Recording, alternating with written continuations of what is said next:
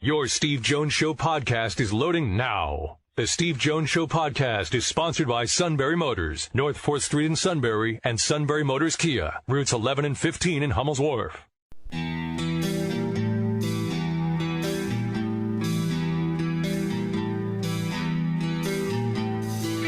Sports talk where your voice counts. This is the Steve Jones Show on News Radio 1070 WKOK. Now from the Sunbury Motors Studio, here's Steve Jones.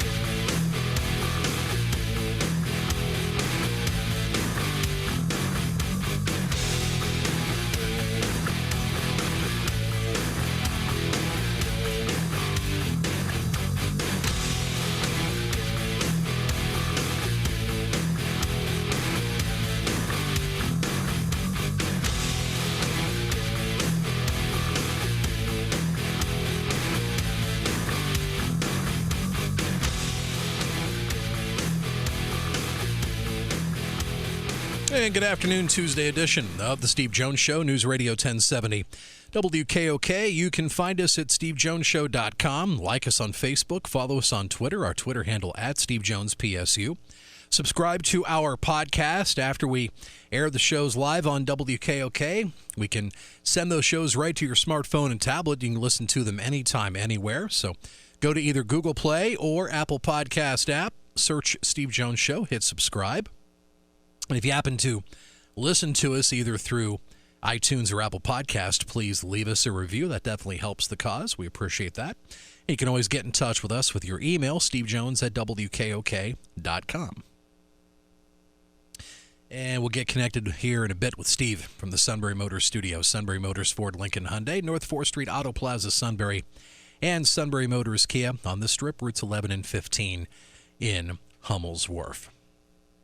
Be with you live till 5, then we'll have our late day news roundup. Got quite a bit cooking on the show today. It's been a while since we've had on Tony Knopp, the CEO of Spotlight Ticket Management, InviteManager.com. Get Tony's perspective on the business of sports.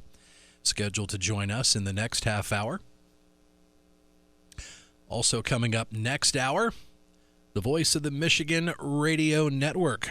It'd be great to have Jim Brandstatter back on the show, 4:06, scheduled to join us. And then we'll play back a little bit of James Franklin's press conference, which was held in the media room at Beaver Stadium just a few hours ago as Penn State prepares to take on Michigan in the whiteout. Over 110,000 expected Saturday night. 7:30 will be the kick, and we'll have our airtime at 6 here on News Radio 1070 WKOK. Not that we are looking ahead past Michigan, but in case you were wondering, next week, Penn State at Michigan State. That is a 3:30 kick from East Lansing. So we'll have a 2 p.m. airtime next Saturday here on WKOK. Also, we will have for you scheduled tomorrow Penn State football beat writer Mark Rogenrich from the Allentown Morning Call. And also Stephen Jack's broadcast partner from the Penn State Football Network, Matt McGloin, who's been roaming the sidelines for Stephen Jack the past month or so. He'll be joining us. We found out this morning that Matt McGloin will continue his football career. The XFL draft started today. That's right, Vince McMahon's Pro Football League. So, it's going to start after the NFL season. And we know, well, they set up this Tier 1. There's going to be 8 teams in the league. So they've set up this Tier 1 level, so everybody got a fair shake at a quarterback. Matt McGloin was in that group of 8 quarterbacks. Well, Matt was drafted this morning by the New York Guardians. They will play in MetLife Stadium, same stadium where the Giants and Jets play. And former New York Giants offensive coordinator Kevin Gilbride is the head coach and general manager of the New York Guardians. And also Kevin Gilbride at one time was on Buddy Ryan's coaching staff way back in the day. So congratulations to Matt. Matt's scheduled to join us on Thursday. So look forward to catching his perspective as to how that draft process went, going to the XFL. And that, by the way, it's Andrew Luck's dad, Oliver Luck. He is the commissioner of the XFL. And I was talking with, down the hall during lunch break, Kyle Alexander. We hear Kyle on 94KX, Eagle 107 in the Valley. And we got to talking about Vince McMahon, WWE, and now the extra cash flow that WWE is now getting because of SmackDown making its debut on Fox a couple of weeks ago. And I'd be curious to find out the amount of money, just the amount of extra money they're getting from Fox that McMahon is now going to be using to funnel into the XFL. So, interesting topic to kick around. Whether we bring it up with Tony Knopp remains to be seen. But Tony was one of the first to tell us a couple of years ago when San Diego made the announcement they would take the Chargers to Los Angeles. That would be an absolute mess. Well, proof is in the pudding, especially watching that alleged Steelers away game on Sunday night. That didn't look like an away game. 75-25, Steeler fans taking over that soccer stadium on Sunday night. By the way, rough news for Steeler fans. We learned last night after the show that Stephon Tuitt, the outstanding defensive lineman for the Steelers, was either the fifth or sixth play Sunday night at the Chargers. He tore his pec muscle, the worst. Unfortunately, the worst was found. Does need surgery.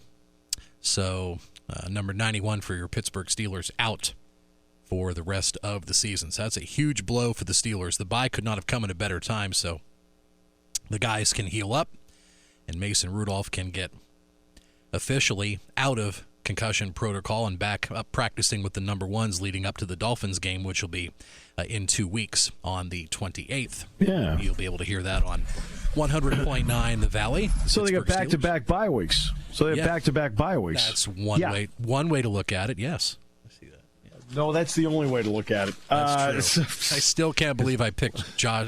Knowing that Josh Rosen was quarterbacking the Dolphins and picking them over the Redskins. But he didn't even last that game. They went to Ryan Fitzpatrick. Fitzmagic. Yeah, Fitzmagic. Yeah. Okay. Oh, boy. Well, we'll have a fun show today. Yeah, we're jam-packed. Rest of the week is filling up pretty nicely, too. Yeah. Oh, I see. We got a note here because we mentioned the birth of a baby on the radio. Oh. They said that they shed a few tears because we mentioned their new baby on the radio. And it also goes on to say the reason that they shed a few tears is because I said it and I make them cry no matter what. Was that the announcement of the Ron Moleman's grandson? Yes. Moleman. Yes, it was. Moleman. Well, as Jack and I will be the first to tell you, in the end, it really is about the Mole Man. So when we sit there and tell you it's going to be a finely tuned crowd on Saturday night, he is among those I think we include. But yeah. So, that's what we got coming up. James Franklin's press conference today, I'll tell you, he was very open, honest, and direct about what this game means, not just for Saturday, but for the big picture. He didn't shy away from talking about the big picture when it comes to this game. He didn't shy away about talking about the impact it has on recruiting and on seasons 20, 21, 22. Correct? Didn't dance around it. This is the way it is. Awesome. Well, and it is that way. There we go. I got my U.S. Open Wingfoot hat in the mail. There we go. It's amazing how they just shove it into an envelope. All right. It's like, here you go. You're in. Here's your bag tag. But, yeah. And I think that's really important, to get into that part of it. The impression that the whiteout can make on a recruit, the impression that a whiteout can make on a family, the impression that a facility can make on a recruit, the impression that places like such as the Morgan Academic Center, Haluba Hall, the locker room, the player lounge, the offices, the impression they can all make in recruiting. You don't need to have a miniature golf course or a rock climbing area or anything like that, which I understand that our interim finance director has proposed for the radio station. You don't need that stuff. Does it concern you when you hear those proposals in the staff meeting? I was like, you want what? Where's that going to go? Exactly. Yeah. But we've got to deal with it all the time. All right, so but there is an impact to all this. And the whiteout, the number of recruits that Penn State has been able to garner over the years from the whiteout is remarkable. Obviously, I think it is safe to say I've been around the block a lot in my life. Okay. I've gone to a lot of venues, a lot of places. And I'll be honest with you, for the most part, venues do not sway me. Like, you walk in and go, okay, great. For the most part. Now, there's certain places you walk into the Rose Bowl and go, all right. I've done so many games at Michigan and Ohio State. I walk in and go, okay, where's the box?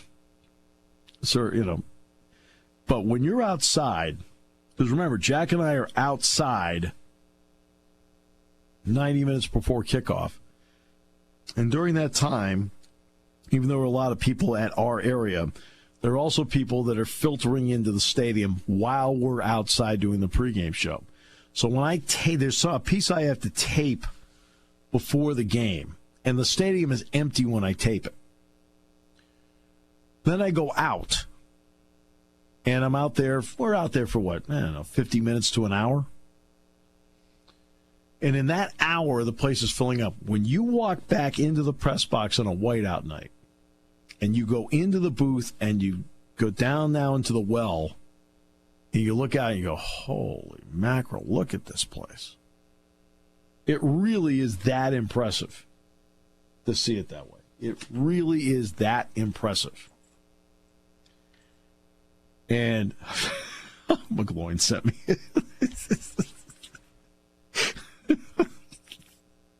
Okay, McGloin, they signed today with New York and the XFL. Yeah, he's having a pretty good day. Yeah, I sent this to ESPN using the rugged McGloin picture. He sent me back a text. Oh, man. Jeez. He's good to go to join us on Thursday.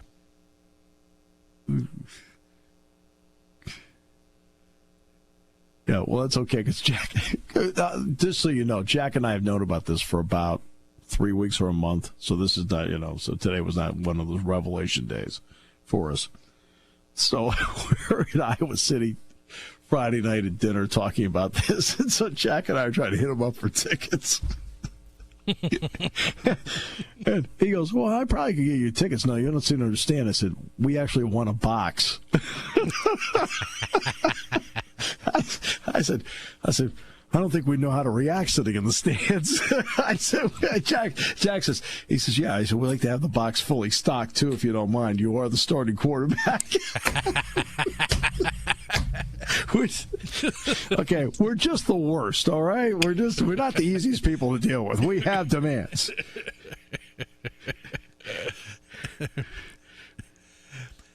That actually was pretty cool what the XFL did. They wanted to make sure every team got a fair shake at a quarterback, and then it just all fell into place this morning as to which quarterback went where. I also saw that former Michigan State and former Oakland Raider Connor Cook was taken by Dallas. Well, he's their problem. That's right.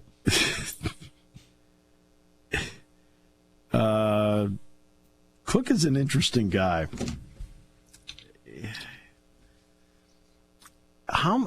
Sean Clifford, for example, is you saw Trace McSorley as a quarterback in his junior year be a captain. Sean Clifford as a captain as a sophomore here. You see, I would not doubt that Justin Fields is a captain next year for Ohio State because they say nothing but great things about his leadership ability and so forth. Connor Cook was never a captain at Michigan State. Hey. Now, the players vote on that, and it can be overridden by the coaching staff. He wasn't voted, and the coaching staff never overrode it. What does that tell you? That is not a small deal. It's not a small deal. Your guy, Landry Jones, by the way, is going to be in Dallas with him. Oh, by the way, I take that back. Connor Cook was taken by the Houston Roughnecks. So it was Dallas, I believe, Dallas took Landry Jones. So there you go. Yeah, with Bob Stoops. Correct. So he's with Bob Stoops. Yep. So you have the D.C. Defenders, the Houston Roughnecks. D.C. got Cardale Jones, by the way. Yep. The New York Guardians. Yes. Led by Matt McGloin. Dallas Renegades, the Tampa Bay Vipers, the St. Louis Battlehawks, the Seattle Dragons, and the Los Angeles Wildcats. Those are your 8 teams in the XFL. Well, one thing about the XFL is that all the players, DeAndre Tompkins got taken by D.C., for example. He's going to take a shot there at D.C. with the XFL team. It's a 4th-round pick for D.C. today.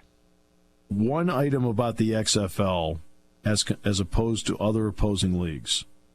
I believe every player that plays in the league next spring, starting right after a week after the Super Bowl, they'll all get paid. There will not be missing checks. I mean, that's one thing. Now, who knows what they'll draw. Who knows how it's going to play out in that regard? But the ability to be paid, they'll get paid. That's one thing about this league. The players that play, and I told Matt this. I said, Matt, I said, one thing I can assure you, you will get your money. So whatever number your agent worked out, I said, you're going to get it. I said, because Vince McMahon has it. Now, they also have TV deals. And I don't think it's insignificant that ESPN is a part of the deal. I don't think that's insignificant. I think ESPN can help that league. And you notice how ESPN covered the XFL draft today. They covered it because, guess what? They're investing in it. That makes a big difference. Big difference. So we have Tony Knopp today on the business of sports. Yes. And Jim Brandstetter today, and we have James Franklin's press conference. So we have a lot going on today. Should be a lot of fun. Looking forward to it. Yeah, this will be a lot of fun today. Should we take a break, sir? Yeah, getting close to the bottom of the hour. We can do that. Take care of the news, and we'll get back with Tony. Sure. Sounds great. We'll do that. So we continue on News Radio 1070 WKOK. When it comes to car buying, there's the other guy's way, and then there's the SMC way. The other guys force you into a vehicle you really don't want. The Sunbury Motors way lets you take the time you need to browse, ask questions, and take the test drive and think on it. For over 100 years, the Mertz family and all their employees have made your experience the most pleasant one you'll ever have. The other guys won't offer you the best price for your trade, no matter how much they say they will. The SMC way is their promise to provide you with the most money the market shows your vehicle is worth. The SMC way is to offer you all applicable factory rebates on new vehicles and generous discounts. Looking for a pre-owned vehicle? The SMC way checks each vehicle in a 200-mile radius to determine the lowest price, then beat it. It's the lowest price promise, just part of the SMC way. The choice is up to you, the other guy's way or the SMC way. The SMC way wins every time. Sunbury Motors Company in the North 4th Street Auto Plaza, Sunbury, and at sunburymotors.com. Selling more cars and satisfying more customers for over 100 years. Taking your calls at 800-795-9565. This is the Steve Jones Show on News Radio 1070 WKOK. Now from the Sunbury Motors Studio, here's Steve Jones. Sunbury Motors, 4th Street in Sunbury. Sunbury Motors Kia, routes 11 and 15 in Hummel's Wharf. I believe, if my information is correct, someone is making a Beaver Stadium appearance this week. Now, hopefully that's held up. Ladies and gentlemen, the outstanding our good friend Tony Knopp. Tony, welcome. Hello. So are the rumors true? The rumors are true. I'm excited. We're headed out. We got our white all picked out, and we're ready to have some fun. There you go. 6 o'clock outside the Bryce Jordan Center is where you will find Mr. Ham and me. And we're out from 6 to 7 before we have to go in. So if you get an opportunity, I will make time. That is awesome. Yeah, I'm really excited. And man, I tell you, it certainly worked out in our favor. Got College game day, and really this is for the right to play Wisconsin. It looks like, and then that's it. You guys are in. Well, you got Ohio State down the road too for each team, but still, this is it. This is the game of the weekend. There's no question about that. It is the game of the weekend. Yeah, all right. I'm excited about it. I want to. Oh, I can imagine. Now, I want to get to before I get to China. I want to talk about the Chargers situation because the Steelers were just there. Yep. And I know it's a 27,000-seat stadium, so let's not go overboard in the numbers there. But the percentage, is there anybody in that area? I don't mean the city, but even the area that has embraced the Chargers as their own. A handful. You don't see them much. There's not much coverage of them. The problem was when they left San Diego, they also alienated all of their fans in Orange County and San Diego who wanted them to stay down there. Now, look, the reality is when a team like Pittsburgh came out to San Diego, they took over Qualcomm too. And before that, Jack Murphy. That's right. They're just such a strong national brand that anytime you play in a softer sports market like San Diego or Los Angeles, or even really even though San Francisco's got a great fan base, you're still going to get 20% of the stadium at least being Steelers fans. But, yeah, it was definitely overboard to the point where even the players were complaining that they started playing Steelers theme music during the game. The biggest problem that, people from outside of the area don't really remember in this whole process is that the NFL didn't want the Chargers to come to Los Angeles. They offered them $100 million not to. And the Chargers, they walked away from that money and decided to pay the $600 million relocation fee that they owed and came anyways. And now the question is, what do you do next? Because, there's rumors of maybe trying to do a behind closed doors sell the team to move them back, but they have a personal seat license guarantee that they have to hit, and they're not even within 80% of that number right now. Good. Yeah, they're way below. It's and they're getting some of the partnerships that are coming into the stadium that are being split, but I can't imagine how they're going to be able to fill that stadium for a sustainable future. The one thing they're going to have going for them is as the stadium opens and it's its own attraction, people are going to go to Charger games because they're going to be able to get tickets. So for the first 2 years, attendance won't be bad because I want to see the new building. After that, I don't know if there's a sustainable future for the Chargers unless something dramatic changes, and I really don't know what that's going to be, especially with the Clippers going in right next door. Yeah, because the Clippers, they want to build in Inglewood. How much of a problem is James Dolan for Steve Ballmer and the Clippers to build in Inglewood? There are a lot of conversations happening that this is a foregone conclusion, despite the fact that there's already a litany of lawsuits going back and forth. The reality is what Dolan and the MSG/Irving Azoff group are arguing is that when they poured all that money into the Forum, they did it because they had an agreement with the mayor. The mayor down there is James Butts, and he was going to give them a form of exclusivity. And now he's offering a lot of those similar incentives to the new group, to Ballmer's group. And it's being talked about in the press almost like it's a foregone conclusion that they're going to go down there. But for those who aren't familiar with the L.A. sports scene, this has happened before. They even were going to build a football stadium downtown and got so far into the plans that they sold the naming rights for it. Farmers Field was going to be the home of the L.A. Rams as of 5 years ago, and they had the naming rights for the stadium already sold at a $500 million deal. So this is not new to us. Dolan is going to be the reason that it doesn't happen if it doesn't happen.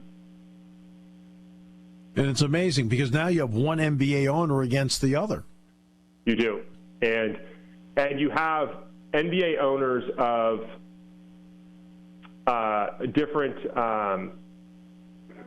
gravitas, so to speak, with the teams that they own, right? James Dolan doesn't have the most sterling reputation right now, but obviously the Knicks are a linchpin franchise within the NBA, and the Clippers have gotten better recently, but we know their history has been spotted, and they're obviously number 2 to the Lakers. So, the Clippers leaving Staples Center does hurt AEG a little bit, who owns a piece of the Lakers as well, because they sell their premium rights. It's going to be an interesting battle to see who ends up where. But all of this plays into what happens with the Chargers, because now you have the Clippers fighting MSG for the Forum, Staples Center's fighting against Live Nation as far as concerts go, and then you have the Chargers who show up, who have really no history in Los Angeles. That's recent, no fan base, and a giant personal seat license goal to hit. I just don't see any way they get there. I just don't. If you're asking me, the Chargers aren't in Los Angeles in 5 years. Probably less. And you said that the last time we were on, that you thought that was a distinct possibility that they wouldn't be there. I mean, no, they're not going to be. This is one of the more absurd things I've seen in sports. I've seen absurd things, but I sit there and go, oh wait, you're going someplace where you're a non-entity, and you're not the only show in town. You're not only not the only show in town, but for those who don't travel there often, LA is still a very Raiders town. Like, there's still a very large Raider fan base in Los Angeles as well. So the Chargers who will go to Las Vegas to watch them, and they'll go to Las Vegas to watch them. They will. They're not the number 2 team in LA. They're probably the number 4 team in LA, because USC's football team is obviously above them as well. And unlike they're not as rabid as Happy Valley, but when the team is good, they can draw 70,000 to 80,000 people to the game. That's something that the Chargers can't do. All right, so now let's get to the China issue. Maury sends out his tweet in support of the protesters in Hong Kong. LeBron then made his statement yesterday. What kind of let's get to the bottom line. The NBA cares about money, and let's not be cute here. And LeBron James is now in the movie industry too, and you and I both know that China is a critical market in the movie industry. Fair? Absolutely. Yeah. Okay. All right. So what did this do to dent the NBA, and what kind of bind are they in right now because of it? I think people don't understand the viewership of the NBA in China. First of all, there's a number of business interests that are over there that are standalone in China. So, for example, Klay Thompson and there's another major player that has a shoe that their shoe deal is in China. Like, this isn't a supplementary shoe deal. Yeah. That is their shoe deal. It's in China, and that's where they get paid from. Also, as far as viewership goes for the NBA in China, it's on par with viewership in North America. So the fact that this happened, there's a couple of things that have been interesting in watching this and watching how crisis management has really happened and how this has dented the NBA. I mean, this, to me, is as bad, maybe worse, than the kneeling problem was for the NFL. And it's because, number one, regardless of what Daryl Morey thinks, he's in a position where he needs to know better than to voice that opinion. And let me give a very simple example of that, such as constituents. I just know that as part of my job. So LeBron making that statement that he made is absolutely correct. What I'm surprised by, Steve, and I know it would have been a huge problem for them, is, we're going to test the resolve of the Chinese people and see how long they're going to hold this against the NBA. And if they do hold it against the NBA for a long time, it's going to be crippling on the business side. Now, that said, I'm surprised what they didn't do was have Morey resign, within a short period of time after making that statement, and just say, look, I didn't want to damage some people, give him a package, let him walk away. He can come back in a few years. I'm actually really surprised that didn't happen. Now, the players brought that up in a meeting with Adam Silver. Absolutely. The players brought it up, and what they said that was poignant was, if a player had tweeted this, what would you have done? And, the reality is, it's worse over there than I think. Sometimes, there's sensationalism in the press, and you think that they're making more of this than they are, but they aren't in this circumstance. I have very dear friends who just got back 2 days ago who were out there for that game, we've done a lot of work with the Nets in the past. We do a ton of work with the Lakers and the Staples Center. And they said it was incredibly uncomfortable while they were there, for the players to look out the window and see their faces being painted over, for them to not be able to talk about the game, for them to go to the game and have all the sponsor logos covered up. They said it was palpable. This was not a PR stunt. They said they absolutely felt it. And now today, people are starting to burn jerseys. This is a circumstance where, it's going to follow the NBA for quite a long time, and we'll see how well they handle crisis management. And let's not forget, this is a league that had a ref admit to cheating and putting one of the ultimate stains on their championship with the 2002 Lakers-Kings series. We all remember that game, and then Donaghy came out and said, yeah, no, we were absolutely cheating for that game.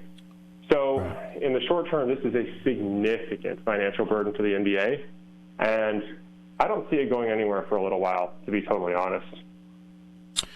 Which then brings in the next part. Because of how it's played out so publicly here, do you think there's been damage done in this country in their attitude toward the NBA, despite what it means financially in China? The unfortunate reality of what's going to happen now is thinking about any close relationship somebody has with a close best friend, with a husband or a wife, with a partner of whatever kind. This is the kind of fault that won't go away. And when we get to the next CBA, the reality is these players are, as Jay-Z said, and they have all adopted, I'm a businessman. I'm not just a businessman, right? It's how they're approaching their likeness. It's how they're approaching making money. It's how they're approaching their cut of the pie. We have been told, and then seen in the press a few days later, that there are teams modeling for a lower salary cap because of this. Now, if you are on the NBA Players Association and you just saw your salary cap drop anywhere from 5 to 12% because of something that a general manager who's quote-unquote on the other side of the business negotiation than you did, how are you going to react? How are you going to look at what punishments can be in place, how you can be treated when you do something that's damaging to the brand, what we can do when we start talking about, social rights and what we have the ability to come out and say? When I say I don't know how long this is going to come with China, I really don't. I don't know how long, we're going to reverberate in China and see the financial burden of it. But when it comes to the states, we're going to be hearing about this in every CBA for the next 15 years. This is the example that the Players Association will use for the next 15 years. Right. About what management did to affect their personal bottom line. That's my personal bottom line, and there was relatively little, if not any, consequence or recourse for his actions. Right. So when you look at what does the NBA get from China? About 20% of their total take? Is that about right? I think I saw it was almost 30. It's like 28% or something. Okay, now. 28%. Under Adam Silver, I think it's safe to say there have been no missteps. And he's not the one that made a misstep. How do you feel he has done for the first time? There's fault and responsibility, right? Right. This isn't Adam Silver's fault, but it's definitely his responsibility, right? And how he responds to that is what's going to paint where this goes forward. And the fact that he didn't do anything to Morey is a response. We don't know if that's a misstep yet. We'll figure that out as time passes.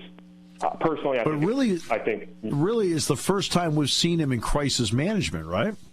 Yeah. He's had a pretty honeymoon-like rise to power underneath Stern. And I think that was on purpose.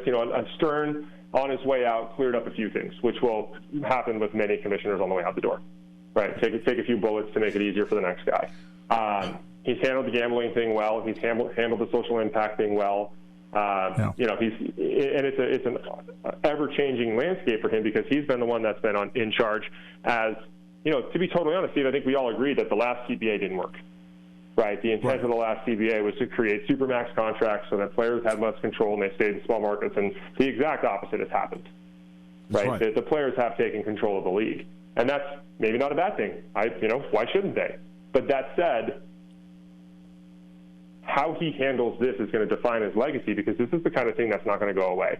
I think this is, bigger than Spygate was. I think this is bigger than the deflated footballs. I think it's bigger than all of those things. Because, and it's in my personal opinion, I think it's even bigger than David Stern voiding the trade of Chris Paul to the Lakers. Right. Right, which basically took away all objectivity when it comes to player movement. This is a bigger deal than all of those things because, as much as you want, this is a union contract that's been jointly negotiated, and there are sides to this. There are the players and there are the owners, and now you're holding owners to a different level of culpability than you are the players. That's not going to go away. Right, exactly. In the end, when you look at the NFL players, and you talk about clearing things up as a commissioner, Jim Delaney, for example, has cleared up a lot for the new commissioner. He already has the TV negotiation done. Mm-hmm. He has the bowl games all negotiated. The new commissioner gets to ease his way into the job in the Big Ten. So that does happen. But Delaney was generational, Steve. He was one of the best leaders of our era. No question, but he made sure a lot of things were off the plate of the new commissioner so that when he gets in and then it's finally his turn to take care of it, he's got a year or two before he has to. Now, when it comes to the NFL players, when they look at the NBA players and they know their CBA is coming up, how anxious do you think NFL players are to have that same kind of power where they feel like they have a genuine seat at the table? I think the problems in the NFL are not that much different than they were during the last CBA. To be totally honest, I think guaranteed contracts is going to be at the top of the list. I think injury-laden contracts, and then how they're going to take care of the legacy players, the retired players, especially with careers getting shorter and shorter.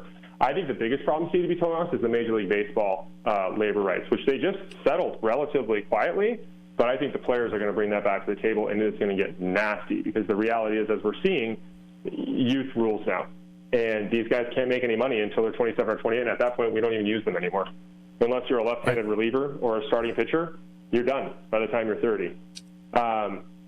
That system isn't in place for them because they're underneath so much control. The NFL's control does last for the first couple of years, but they're still being well compensated compared to what they're providing to the team, right?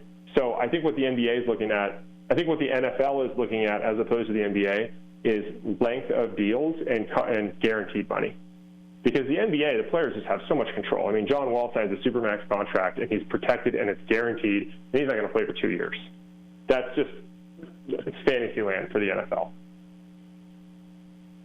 Yeah, and you're right about the baseball part. I mean, because what they'll tell you is analytics show your productivity past the age of 33 goes into the tank. That's what they say. The entire pay system is set up that you're controlled until you're 28. And if they want to get creative, they can control you till you're 29, right? And those arguments are very clear and very simple. I mean, if you look at it analytically, a guy that's still in the league like a Buster Posey, who was an MVP candidate making $625,000 a year, who now is an average player making $22 million a year.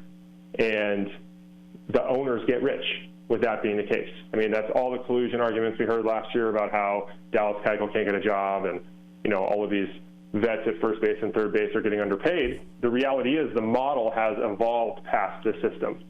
And in the NFL, that's kind of starting to be the case again, where, we all know that they put the CBA in place because of Sam Bradford, right? He got that $40 million signing bonus when he got picked first overall. And they said, we can't do that anymore. But the reality is, maybe you can, because the longevity of players outside of a handful of quarterbacks is generally 27 years old. And then you're done for the rest of your life in a league that is legitimately printing money. All right, and the other part, I mean, I know when it comes back to the NFL, I know at one point or another, we related to Saquon Barkley. Your 4-year deal is actually 6. Yeah, it's actually 6. Because and the thing about the NFL, where the players do have a little bit of bargaining chip, is the NFL is in a very unique spot that they control all of their TV rights. Right, so there's no regional networks that are carrying their rights like what's happening in baseball. So it is relatively easy for the players to come back and say, you know what you're getting in these renegotiated deals, and we need to cut of that. And that cut needs to be better distributed to the youth and the players that are filling the stands, as opposed to $30 million going to Russell Wilson while his entire offensive line makes $1.6 million. it's just become a have and have not that has to get addressed. And your Pete Carroll saying, look, you better protect the $30 million back there. Better protect the $30 million guy, and here's $1.8 million to do it, right? And that's what's happening. And it's just becoming a have and have-nots league. And unfortunately, that's kind of the case across a lot of sports right now, including college football. Well, I can't wait to see you on Saturday. I'm really looking forward to it. It'll be great to have you here. I hope you enjoy and absorb everything that happens here. But just the fact we get to talk face-to-face for a while is going to be really cool, and I know Jack's looking forward to meeting you too. Yeah, this is going to be a great time. I'll definitely send you all of my info and itinerary, and I will make my way to you guys. You're the best, my man. You are the best. Thanks so much, Tony. All right. We will see you Saturday. See you Saturday. Tony Knopp. Well, we get more feedback, and it's all positive. We get more feedback about his appearances than anybody else. Jim Brandstetter, the voice of Michigan football, next half hour on News Radio 1070 WKOK.